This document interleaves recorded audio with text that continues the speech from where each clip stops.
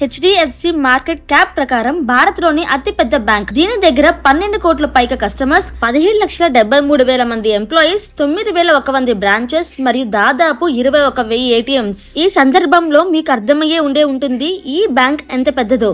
కానీ మీకు తెలుసా దీన్ని మొదలుపెట్టింది ఎవరో? తన చైల్డ్హుడ్ లో ఒక చిన్న చాలా చిన్న అపార్ట్మెంట్ కాంప్లెక్స్ లో గడిపిన హస్ముఖ్. కానీ ఆ పేద అబ్బాయి వరల్డ్ లోని ఒక పెద్ద బ్యాంక్ ని ఎలా స్థాపించాడు? అది మనం ఇప్పుడు డీటెయిల్ గా తెలుసుకుందాం ఈ వీడియోలో. వీడియో స్టార్ట్ చేయకముందు ఒక చిన్న క్లారిటీ ఇవ్వాలి.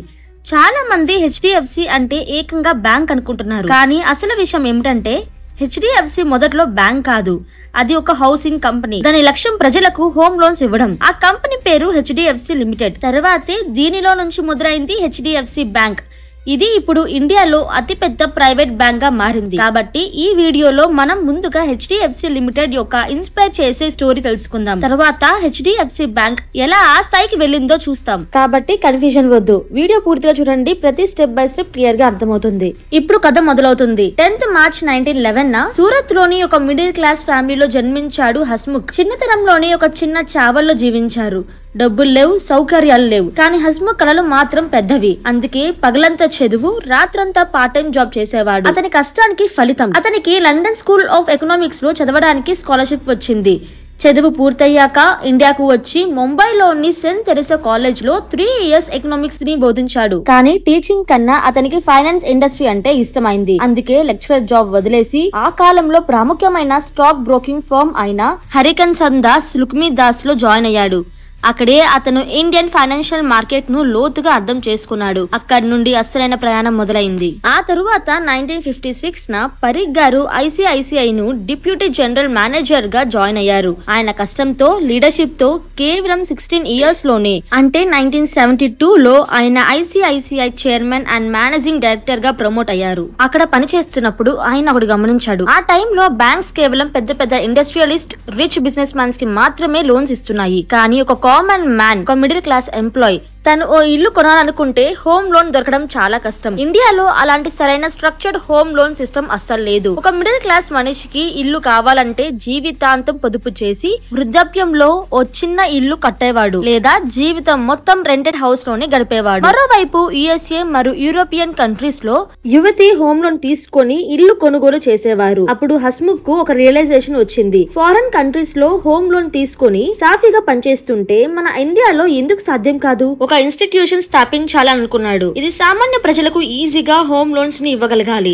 ఆ తర్వాత 1976 లో ఐసిఐసిఐ నుండి రిటైర్మెంట్ తీసుకున్న తర్వాత ఆయన ఈ డ్రీమ్ మీద పనిచేయడం మొదలు పెట్టాడు. కానీ ఈ ఐడియాతో అప్పటి ఫైనాన్స్ సెక్రటరీ అయిన డాక్టర్ మన్మోహన్ సింగ్ దగ్గరికి వెళ్ళినప్పుడు ఆయన చెప్పిన మాట, ఇది ఇండియాకు పూర్తిగా కొత్త కాన్సెప్ట్, ఇది సక్సెస్ అవుతుందని ఎలాంటి గ్యారంటీ లేదు. అంటే గవర్నమెంట్ కి కూడా ఈ ప్రాజెక్ట్ మీద చాలా డౌట్స్ ఉన్నాయి అని అర్థం. కానీ మరోవైపు హస్ముఖ్ నిర్ణయం తీసుకున్నారు. ఇక తాను వెనక తగ్గే వ్యక్తి కానే కాదు. రిటైర్మెంట్ కు కేవలం ఒక ఏడాదిలోనే, అంటే 1977 లో ఆయన ఇండియన్ బిజినెస్ కమ్యూనిటీ నుండి సహాయం తీసుకున్నారు. అంతేకాకుండా హౌసింగ్ డెవలప్మెంట్ ఫైనాన్స్ కార్పొరేషన్ అంటే హెచ్డిఎఫ్సి ను ప్రారంభించారు. కానీ ఫ్రెండ్స్, ఇది సాధారణ ఫైనాన్స్ కంపెనీ కాదు. దీని పర్పస్ ఒకటే, ప్రతి భారతీయుడికి సొంతంగా ఒక ఇల్లు ఉండాలి. ఇది భారతదేశంలో మొట్టమొదటిగా హౌసింగ్ ఫైనాన్స్ కంపెనీ. ఇది పూర్తిగా హోమ్ లోన్స్ మీదే ఫోకస్ చేసింది. ఇప్పుడు ఈ కొత్త వెంచర్ ను విజయవంతంగా నడిపించాలంటే ఒక విజనరీ మరియు హైలీ స్కిల్డ్ లీడర్ అవసరం. అందుకే హస్ముఖ్ తన నెఫ్యూ అయిన దీపక్ పరేఖ్ ని హెచ్డిఎఫ్సి లో జాయిన్ అవ్వమని ఇన్వైట్ చేశారు. అసలే Deepak institute of chartered accounts in England and Wales నుంచి సిఏ చదివారు. ఆ టైంలో ఆయన చేజ్ మన్హాటన్ బ్యాంక్ లో హై పేయింగ్ జాబ్ లో ఉన్నారు. ఇది ఇప్పుడు జేపీ మోర్గన్ చేజ్ అని పిలుస్తారు. దీపక్ గారికి గ్లోబల్ ఫైనాన్స్ అండ్ బ్యాంకింగ్ లో చాలా మంచి ఎక్స్పీరియన్స్ ఉంది మరియు మంచి శాలరీ కూడా తీసుకుంటున్నారు. అయినా కూడా హస్ముఖ్ పిలిచిన వెంటనే ఎటువంటి హెసిటేషన్ లేకుండా ఆ ఆఫీసర్ ని యాక్సెప్ట్ చేశారు. ఇండియాకి తిరిగి వచ్చిన వెంటనే దీపక్ గారు పూర్తిగా హెచ్డిఎఫ్సి కోసం అంకితమయ్యారు. కానీ ఈ జర్నీ అసలు ఈజీ కాదు. అప్పుడు కాలంలో ప్రజలు లోన్స్ అంటే భయపడేవారు. వాళ్ళకు లోన్ ఈజ్ ఈక్వల్ టు రుణం అని భావన. డెబిట్ అంటేనే చెడ్డదని అనుకునేవారు. సొసైటీలో రుణగ్రస్తుడు అంటే షేమ్ అనిపించేది. పైనుంచి ప్రజలకు బ్యాంక్స్ మరియు ఫైనాన్షియల్ ఇన్స్టిట్యూషన్స్ మీద ట్రస్ట్ ఉండేది కాదు. వీటిని ఆమిరీల కోసం అని భావించేవారు. మా లాంటి మిడిల్ క్లాస్ వారికి కాదు అనేవారు. అంటే మెజారిటీ ఇండియన్స్ మెంటల్ గా రెడీగా లేరు లోన్స్ తీసుకున్నా ఇల్లు కొనొచ్చు అనే విషయాన్ని నమ్మడానికి. ఇప్పుడు దీపక్ గారు ముందున్న పెద్ద ఛాలెంజ్, ఈ మైండ్ సెట్ ఎలా మారుతుంది? ఇది మార్చేందుకు ఆయన 3 ముఖ్యమైన స్టెప్స్ తీసుకున్నారు. ఫస్ట్ వన్, మొదటిగా simple and flexible EMI system ను ఇంట్రడ్యూస్ చేశారు. ప్రజలకు అర్థమయ్యేలా చెప్పారు. లోన్ అనేది ఒక్కసారి కట్టాల్సింది కాదు, చిన్న చిన్న భాగాల్లో ఈఎంఐస్ ద్వారా కట్టవచ్చు. సెకండ్ వన్, ఇన్కమ్ తక్కువ అయితే కూడా ఫ్లెక్సిబుల్ రీపేమెంట్ ఆప్షన్స్ అందుబాటులో ఉంచారు. థర్డ్ వన్, రీపేమెంట్ పీరియడ్ 15 నుండి 20 సంవత్సరాల దాకా ఉంచారు. దీనివల్ల ఈఎంఐ తక్కువగా ఉంటుంది, ఇది ప్రజలపై బర్డెన్ కాకుండా ఉంటుంది. ఇలా మార్పులు చేసిన తర్వాత ప్రజలకి గ్రాడ్యువల్లీ అర్థమైంది, మనం ప్రతి నెల రెంట్ ఎంత ఇస్తాము అంతే ఈఎంఐ కట్టినా సొంత ఇల్లు వస్తుంది కదా. హెచ్డిఎఫ్సి ఇది అందించడంలో కస్టమర్ ఫ్రెండ్లీ సర్వీస్ ఇచ్చింది. ఈ అన్ని ఎఫర్ట్స్ వల్ల హెచ్డిఎఫ్సి కస్టమర్ సంఖ్య పెరిగింది. 1980 నుండి 1990 వరకు హెచ్డిఎఫ్సి ఇండియాలో అత్యంత పెద్ద హౌసింగ్ ఫైనాన్స్ ప్రొవైడర్ గా ఎదిగింది. పెద్ద సిటీస్, చిన్న టౌన్స్, గ్రామాలు అన్ని చోట్ల లక్షలాది ఇండియన్ ఫ్యామిలీస్ కి ఓన్ హౌసెస్ కలను నెరవేర్చింది. కానీ క్వశ్చన్ ఏంటంటే హెచ్డిఎఫ్సి ఓ బ్యాంక్ కాదు కదా, మరి ఇది లోన్స్ ఇవ్వడానికి మనీ ఎక్కడి నుంచి తెచ్చింది? అప్పట్లో హెచ్డిఎఫ్సి ఇనిషియల్ ఫండింగ్ పెద్ద పెద్ద ఫైనాన్షియల్ ఇన్స్టిట్యూషన్స్ మరియు ఫారెన్ ఇన్వెస్టర్స్ నుండి వచ్చింది. వీళ్ళు ఇండియాలో హౌసింగ్ ఫైనాన్స్ కి సపోర్టర్ గా నిలిచారు. ఇందులో వరల్డ్ బ్యాంక్ వంటి ఏజెన్సీస్ కూడా ఉన్నాయి. ఆపై హెచ్డిఎఫ్సి క్రెడిటబిలిటీ పెరిగిన తర్వాత లోకల్ ఇండియన్ ఇన్వెస్టర్స్ కూడా ఇంట్రెస్ట్ చూపించి కంపెనీలో మంచి ఇన్వెస్ట్మెంట్ చేశారు. ప్రారంభంలో అన్ని విషయాలు చాలా సాఫీగా జరిగాయి. కానీ ప్రతి గ్రోత్ స్టోరీలో ఒక ట్విస్ట్ ఉంటుంది కదా. 1990లో హెచ్డిఎఫ్సి ముందు ఒక పెద్ద సమస్య నిలిచింది. గల్ఫ్ వార్ కారణంగా ఆయన ధరలు ఆకాశాన్ని తాకాయి. ఇప్పుడు భారత్ ఎక్కువగా ఆయిల్ ను ఇంపోర్ట్ చేస్తుంది కాబట్టి దీని వలన దేశ ఖర్చులు పెరిగిపోయాయి. ఫారిన్ రిజర్వ్స్ వేగంగా తగ్గిపోయాయి. ఈ ఎకనామిక్ క్రైసిస్ నుంచి బయటపడేందుకు ఆర్బీఐ ఇంట్రెస్ట్ రేట్స్ పెంచింది. దీని ద్వారా ఇన్ఫ్లేషన్ నియంత్రించాలనుకుంది. అలాగే ఇండియన్ రూపాయి విలువ కాపాడాలని ప్రయత్నించింది. కానీ ఆర్బీఐ ఈ చర్యలు తీసుకోగానే దీని నేరుగా ప్రభావం హెచ్డిఎఫ్సి మీద పడింది. వాళ్లకు ఇతర బ్యాంకుల నుంచి చౌకగా లోన్ తీసుకోవడం కష్టమైంది. అందువల్ల కంపెనీ ప్రాఫిట్స్ తగ్గిపోయాయి. దీపక్ సొల్యూషన్ కోసం వెతకడం మొదలు పెట్టారు. 1991లో ఒక సూపర్ ఐడియా వచ్చింది. అప్పుడు భారత్ లో ఎల్పిజి రిఫార్మ్స్ అంటే లిబరలైజేషన్, ప్రైవేటైజేషన్, గ్లోబలైజేషన్ అమలయ్యాయి. ఈ సందర్భంలో ప్రభుత్వం ప్రైవేట్ కంపెనీలకు బ్యాంకింగ్ లైసెన్స్ ఇవ్వడం ప్రారంభించింది. దీపక్ దీన్ని ఒక ఆపర్చునిటీగా చూశారు. మనమే ఓ బ్యాంక్ స్టార్ట్ చేస్తే అనే ఆలోచన వచ్చింది. అప్పుడు ఏమిటంటే మిగతా ఇన్వెస్టర్స్ లేదా బ్యాంకుల వద్ద లోన్ అడగాల్సిన అవసరం ఉండదు. మనం ప్రజల దగ్గర నుంచి డిపాజిట్స్ తీసుకొని అదే డబ్బుతో తక్కువ ఇంట్రెస్ట్ రేట్స్ తో లోన్ ఇవ్వగలుగుతాం. అంతేకాదు దీపక్ విజన్ దీన్ని మించి ఉండేది. ఆయన కోరుకున్నది హెచ్డిఎఫ్సి కేవలం హౌసింగ్ ఫైనాన్స్ కి మాత్రమే పరిమితం కాకుండా ప్రజలకు అకౌంట్ ఓపెనింగ్, ఇన్సూరెన్స్ వంటి పూర్తి ఫైనాన్షియల్ ఎకో సిస్టమ్ అందించడం. కానీ దీనికి ముందుగా హెచ్డిఎఫ్సి ఒక బ్యాంక్ కావాల్సి ఉంది. అయితే దీపక్ ఈ ప్రపోజల్ ను హెచ్డిఎఫ్సి బోర్డు ముందు ఉంచినప్పుడు మొదట అందరూ తిరస్కరించారు. వాళ్ళు ఇలా చెప్పారు, మేము కేవలం హౌసింగ్ ఫైనాన్స్ లోనే ఉన్నాం, బ్యాంకింగ్ మా ఫీల్డ్ కాదు, ఇది చాలా రిస్కీ. కానీ దీపక్ విజన్ మాత్రం స్పష్టంగా ఉంది. ఆయన బోర్డులకు ఒప్పించేందుకు చెప్పారు. లాంగ్ టర్మ్ సస్టైనబిలిటీ గ్రోత్ కోసం బ్యాంక్ చాలా అవసరం. చాలా ప్రయత్నాలు, చర్చల తర్వాత బోర్డు ఒప్పుకుంది. కానీ రెండో కండిషన్ పెట్టింది. మొదటిది, హెచ్డిఎఫ్సి ఎగ్జిస్టింగ్ టీమ్ ఈ కొత్త బ్యాంకును మేనేజ్ చేయదు. ఇది పూర్తిగా కొత్త లీడర్షిప్ మరియు ఇండిపెండెంట్ మేనేజ్మెంట్ తో నడవాలి. రెండవది, Deepak day to day operations లో భాగస్వామ్యం ఉండరాదు. అవసరమైనప్పుడు మాత్రమే గైడెన్స్ మాత్రమే ఇస్తారు. ఈ షరతులు కాస్త కఠినంగా ఉన్నా దీపక్ గారికి తెలుసు సరైన లీడర్ దొరికితే ఈ బ్యాంక్ ఇండియాలో గేమ్ చేంజర్ అవుతుందని. అదే నమ్మకంతో 1994లో హెచ్డిఎఫ్సి బ్యాంక్ ప్రారంభమైంది. ఇప్పుడు క్వశ్చన్ ఏంటంటే ఈ బ్యాంక్ నడిపేదెవరు? దీనికోసం బ్యాంకింగ్ సెక్టార్ తో పాటు ఇండియన్ మార్కెట్ కాంప్లెక్సిటీ అర్థమయ్యేలా లీడర్ కావాలి. దీపక్ ఆదిత్య పూరిను ఎంచుకున్నారు. అప్పటికి సిటీ బ్యాంక్ మలేషియా సీఈఓ. ఆ సమయంలో పూరి గారు high paying, stable, comfortable job లో ఉన్నారు. కానీ పరీక్ గారు తెలుసు పూరి గారిలో ఈ కొత్త బ్యాంక్ కావాల్సిన అన్ని క్వాలిటీస్ ఉన్నాయని. సిటీ బ్యాంక్ లాంటి ఎస్టాబ్లిష్డ్ కంపెనీ వదిలేసి కొత్తదైన రిస్క్ ప్రయాణంలో రావడం సులభం కాదు. కానీ దీపక్ పరీక్ గారు అతన్ని కన్విన్స్ చేయగలిగారు. సెప్టెంబర్ 1994లో ఆదిత్య పూరి హెచ్డిఎఫ్సి బ్యాంక్ సీఈఓగా బాధ్యతలు చేపట్టారు. కానీ ఆయన ఒక షరతు పెట్టారు, నా డెసిషన్స్ లో ఎవరు కూడా ఇంటర్ఫియర్ అవ్వకూడదని. ఆదిత్య పూరి మొదటిసారి ఆఫీస్ చూడడానికి వచ్చేసరికి షాక్ అయ్యారు. అక్కడ ఎలాంటి కార్పొరేట్ బిల్డింగ్ లేదు, ఏ ఎయిర్ కండిషన్ లేదు, ఏ లగ్జరీ సెటప్ కూడా లేదు.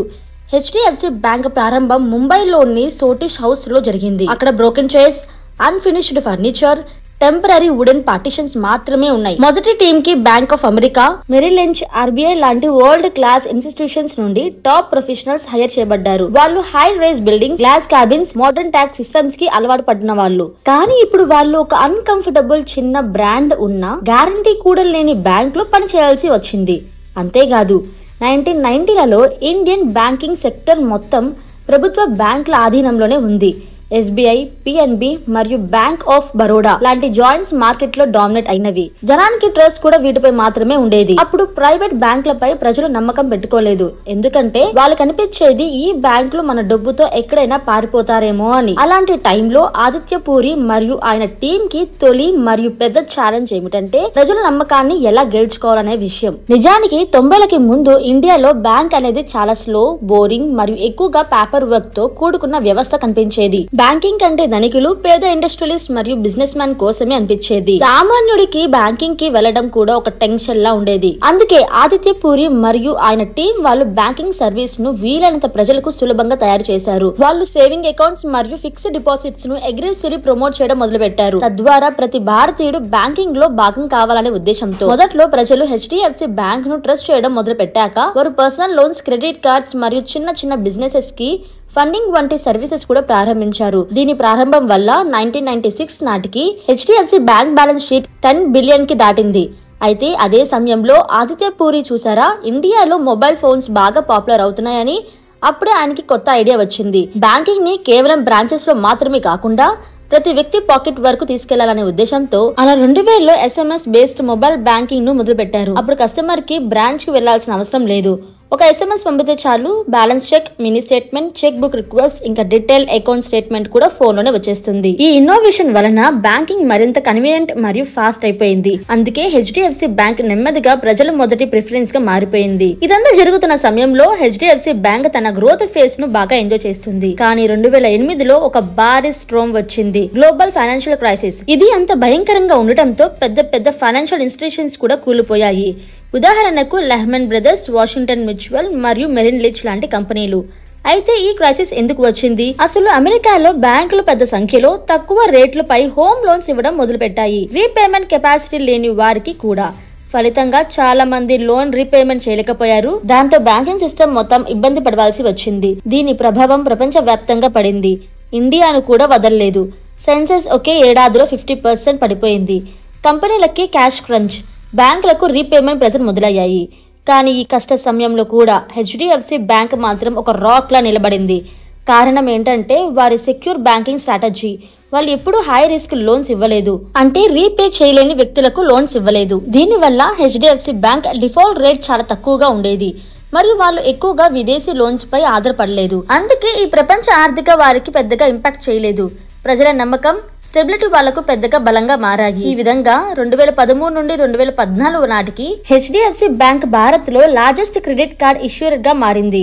అక్టోబర్ 2014 నాటికి HDFC దగ్గర 5.5 మిలియన్ పైగా యాక్టివ్ క్రెడిట్ కార్డ్ యూజర్స్ ఉండగా 2016 నాటికి అది 7.28 మిలియన్ కి చేరింది. ఇదే కాకుండా ICICI మరియు SBI కలిపిన అంత మంది క్రెడిట్ కార్డ్ కస్టమర్స్ లేరు. తర్వాత వచ్చిన 2022 ఈ సంవత్సరం HDFC ఒక పెద్ద నిర్ణయం తీసుకుంది. ఇది దానిని భారత్ లోని అతి పెద్ద బ్యాంక్ గా మార్చింది.